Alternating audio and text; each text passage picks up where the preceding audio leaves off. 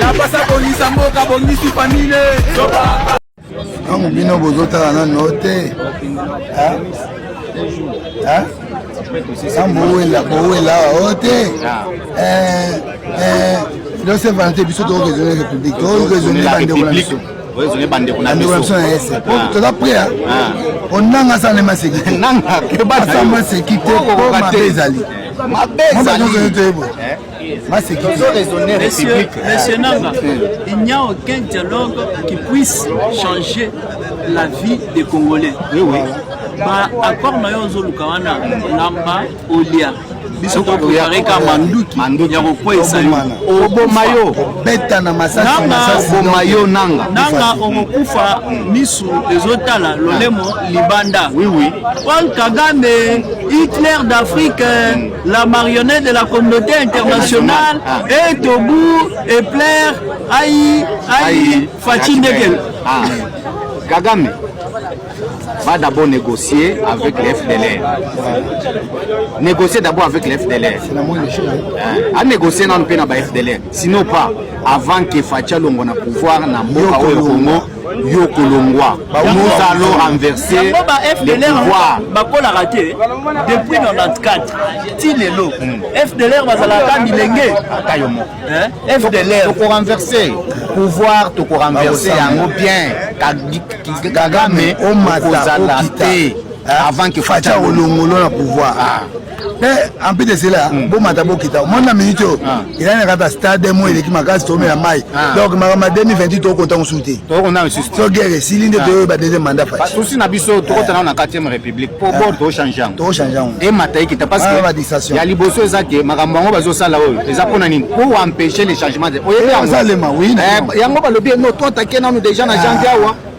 Pour traîner dans notre parti pour changer la constitution pour ceux qui na mito basali yango to na des avantages mais tous les nous année ici la poto le bageno a combien de gens na suka mandat na ye a combien ça bilo kwa constitution pour changer yango pour na sécuriser pour sécuriser mboka na biso il faut to changer la constitution parce que yango ne besoin profiter biso besoin profiter ba peuple congolais trop c'est trop tout kunambo to za na bino basoda yetu bale mnaweza ona kisi wako banaenda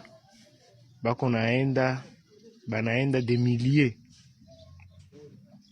banaenda kuporo destination kuporo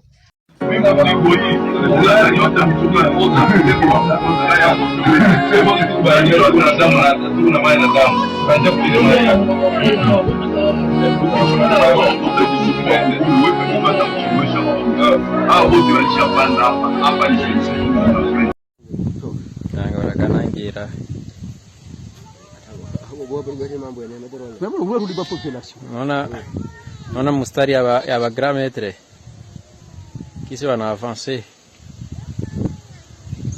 sawa ndio pale mimi niko naangalia movement yao bien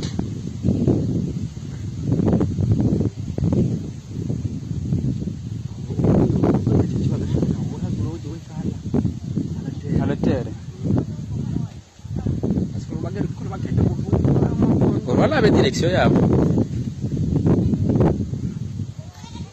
quand 23 hali kimuri yako ki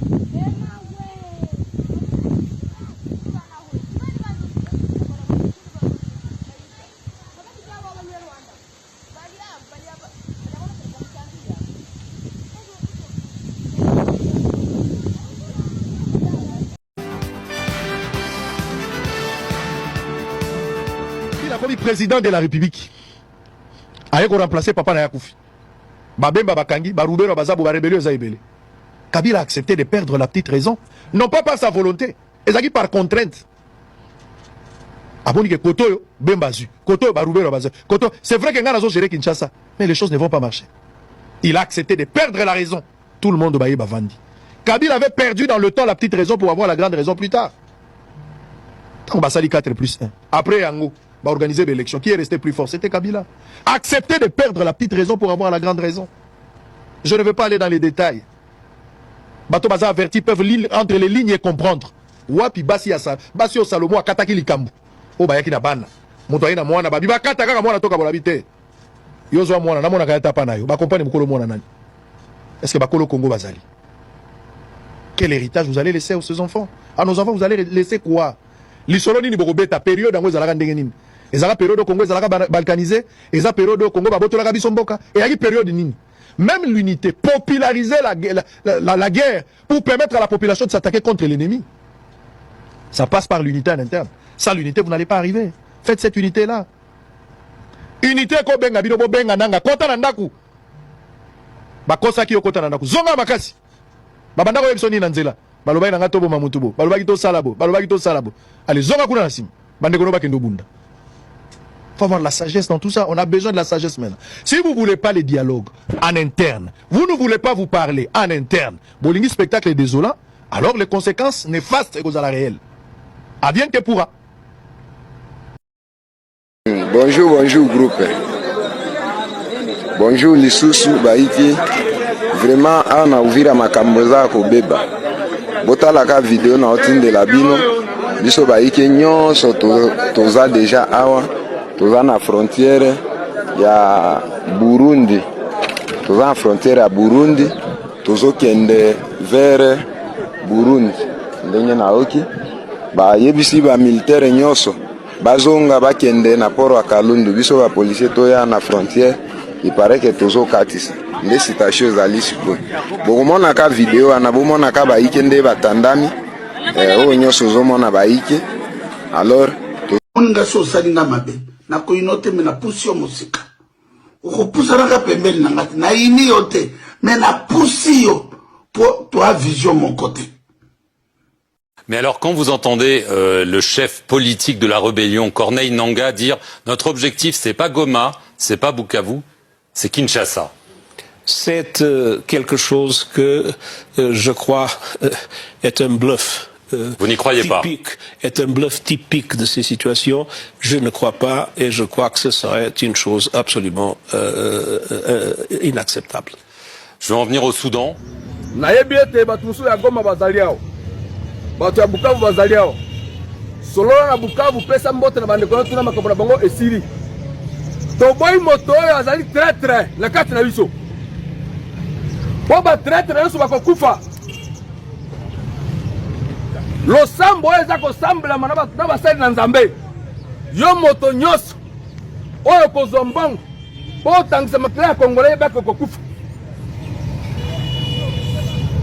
soki yo oza traître banda kotika yango kende na église babonze na pona yo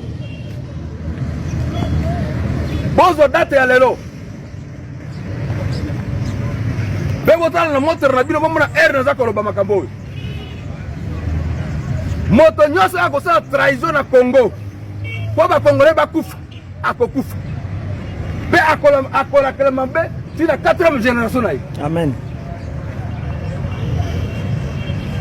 Oyo nyonso akotrahir ekolo akozala modi pe akokufa mabe nalingi nayebisa bino eloko moko Nzambe aza kosukula mboka kombo na Nzambe eza kotambola. Amen. Baprofesie elobaki na basali na Nzambe akala baprofesie ebele bato nyonso bakokomande mboka oyo eza bato baza kobanga Nzambe. Vous êtes quoi, madame? Amen.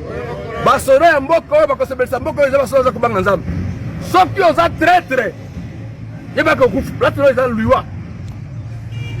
Biso to kufa mukolo Nzambe akolinga. To kufa pour la trahison te. Pour peuple congolais, nation eza sacré. Mboka eza sacré. Yo moto oyo kozala traître. Bo banda kosola ba téléphone na ennemi. Nzambe akoboma yo. Nalingi botala na miso likola miso. Oyo ba oyo aza koloba nini? Aza na banani? Aza elongo moko na biso? Ubi aza elongo moko na biso te? Oza kolanda ngai? Oza koyoka nga malamu? Toboyi ba traître. Ba traître place na bango za water. Ba traître place na bango za na liwa, place na bango za na kunda, bakokufa nyonso. Moto nyonso oyo aza kosangisa. Boza la traître ya mboka Congo. boyeba ete akokufa. Satan apesaka koto oyo abotoli koto oyo. Tozala ini, tozala na bolingo, nde tokolonga bituma na kati ya mboka oyo. Omona oyo aza pembeni nono ndeko na yo, nde papa na yo, nde mama na yo. Po tango kozwa problème, ye nde akobikisa yo. Soki amour eza te, nde omonaka moto azwi lisasi, batiki na bitumba. Boza kolanda? Soki amour eza te, nde omonaka moto azwi lisasi, batiki na bitumba. Kasi bozala ini, bozala na bomoko. Dokani? Nalingi subo démarrer par tout le sous makasi. Bo démarrer sous patrouille makasi. Bo mboka ezala na kimia. Dokani? Bo bimisa botaou, bo bimisa kolemba, bo zala na force. Bo tosala l'école. Tozala mboka mususu te. Ndenga nazala mboka mususu te. Pena aucun nazala réfugié te. Jamais. FARDC, notre devise. N'est jamais créé le Congo. FARDC, notre devise. N'est jamais créé le Congo. FARDC, notre devise. N'est jamais créé le Congo. N'est jamais créé le Congo. N'est jamais créé le Congo. Ça va.